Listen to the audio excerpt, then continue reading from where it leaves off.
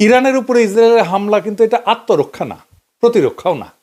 এটা ছিল নগ্ন সাম্রাজ্যবাদী আগ্রাসনের এক নিষ্ঠুর উদাহরণ।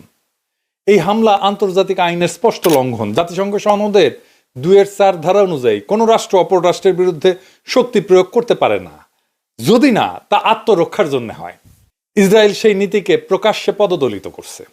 আন্তর্জাতিক আইন ভঙ্গ করে এসে তেহরানের পানি সরবরাহ ব্যবস্থার উপরে বর্বর হামলা চালাইছে।